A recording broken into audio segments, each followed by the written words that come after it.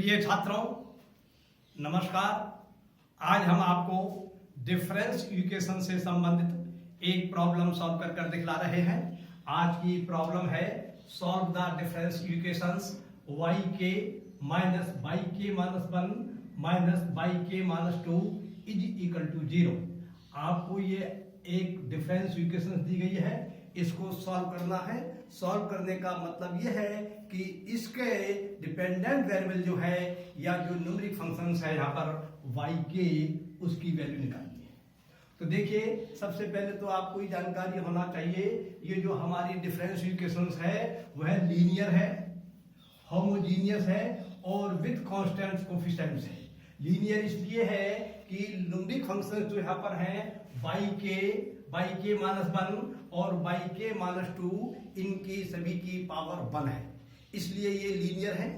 Homogeneous इसलिए है क्योंकि इसके RHS का टर्म जो है वह 0 है। और विथ कांस्टेंट कोफिशिएंट्स इसलिए है क्योंकि ये yk और yk माइनस 1 और yk माइनस 2 जो है न्यूमेरिक फंक्शंस, इनके कोफिशिएंट्स जो है वह कांस्टेंट हैं। तो हम इस इक्वेशन को इस प्रकार से सॉल्व करेंगे। सबसे पहले हमने लिखा given difference equations yk minus yk minus 1 minus yk minus 2 is equal to 0। सबसे पहले हमने वह डिफरेंस इक्वेशंस जो हमें दी गई थी वो वैसे की वैसे उतार ली। अब हम इस इक्वेशन से संबंधित एक ऑक्सिलरी इक्वेशंस मालूम करेंगे। जैसा कि आपको हम पहले बता चुके हैं ऑक्सिलरी इक्वेशंस कैसे मालूम की जाती है और आपको जानकारी भी होना चाहिए।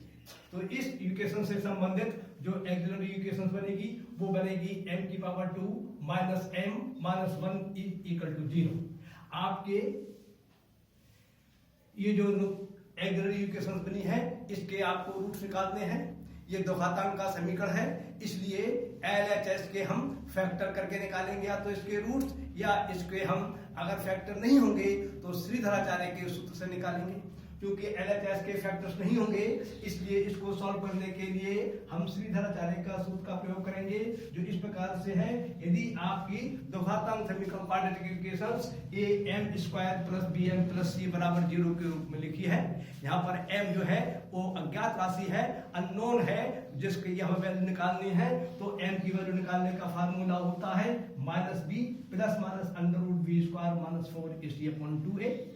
यहाँ पर a का काम a कर रहा है, b का काम माइनस a कर रहा है और c का काम जो है माइनस a कर रहा है। तो इन a b c के मान जब इस फार्मूले में लगाए जाएंगे तब हमें m का मान प्राप्त होगा माइनस ब्रैकेट बंद minus 1 plus minus under root minus 1 का whole square minus 4 into 1 into minus 1 upon 2 into 1। इस प्रकार से इसको सॉल्व करने के बाद आपको m की वैल्यू प्राप्त हो जाएंगी।